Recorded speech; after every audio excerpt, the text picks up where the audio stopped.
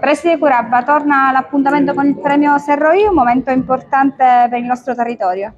Dopo 2 anni di sospensione causa Covid, noi abbiamo ripreso quest'anno di nuovo il premio Serroi Giuseppe, dedicato a Giuseppe Serroi.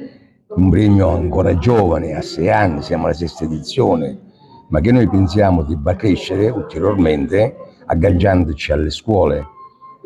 Quest'anno abbiamo novità che la regione siciliana ha emanato di recente delle linee guida per quanto riguarda l'insegnamento della lingua siciliana e del patrimonio siciliano nelle scuole.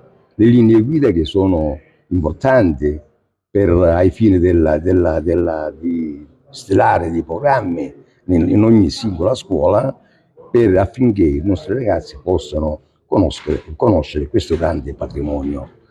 Dalle linee guida si evince che noi abbiamo un patrimonio linguistico straordinario, un patrimonio linguistico che si riaggancia alle diverse occupazioni, tipo quella araba, tipo quella normanna sveva, e poi quella angioina, poi quella aragonese, e poi quella spagnola, fino ad arrivare alla borbonica.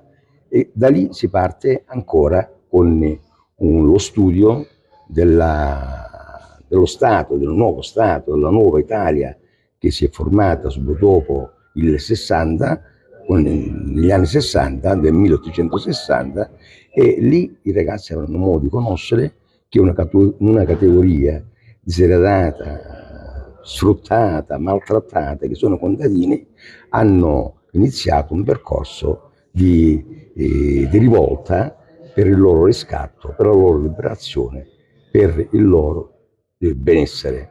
Questo processo di lotte, iniziato nel 1894 con i fasci siciliani, si conclude nel 1950 con la riforma agraria. Dobbiamo dire che si tratta di un percorso storico importante che i nostri ragazzi non hanno mai studiato, perché i nostri ragazzi sono abituati, o meglio si prevedeva nei programmi ministeriali, c'è un po' lo studio di diverse epoche storiche, di diverse società del passato. Addirittura noi abbiamo studiato i Sumeri, ma non studiamo la storia della Sicilia, la storia dei siciliani. Quindi è un'occasione eccezionale affinché i nostri ragazzi possano immergersi in questo grande patrimonio siciliano che è ricco di cultura e anche di tradizioni, di modi di dire, di motti, di canzoni, di storielle che vanno tutte quante ricercate da parte dei ragazzi, e alla fine dell'anno noi andremo nelle scuole a raccogliere i risultati di questo impegno degli studenti e andremo a premiare i lavori degli alunni migliori. Il premio Serroi rappresenta ormai uno dei momenti più importanti a livello culturale del nostro territorio. Devo riconoscere alla CNA, al preside Curabba e a tutti coloro che si impegnano in questo premio di avere aggiunto un valore al nostro territorio che merita ricordare Serroi, che fu un grande poeta, scrittore, polemista, e questo territorio ne ha tanto bisogno. Allora, io sarò breve anche perché sono nuovo come presidente regionale di questa organizzazione, però mi ha colpito quando mi è arrivato l'invito di questo premio, che non è un premio che è uscito ora, ma è un premio che ha un periodo storico diverso. La cosa che mi colpisce, perché io sono innamorato delle poesie dialettali siciliane, e siccome sulla Sicilia molte volte scompinano l'italiano con metà siciliano, io preferisco il siciliano, perché anche con l'espressione che usiamo noi vuol dire un discorso, vuol dire molto.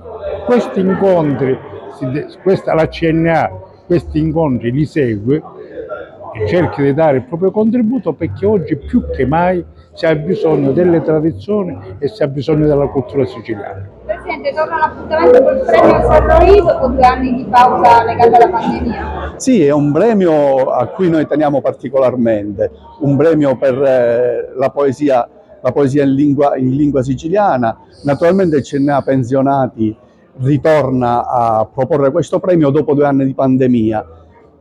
Siamo felici in ogni caso di riproporre questa sesta edizione di un premio intitolato a Serroì, una figura di un uomo di cultura, un medico originario di Raffadali, ma che praticamente è nato a Raffadali ma che aveva origini olandesi. Il premio è un premio che in ogni caso serve anche per cercare di stimolare il progetto che CNA ha di trasmissione di valori, di saperi, di competenze dei pensionati alle future generazioni. Cosa rappresenta il premio Serroì? Ma ormai è prima di tutto una tradizione di CNA Pensionati Sicilia che ha assunto una dimensione regionale.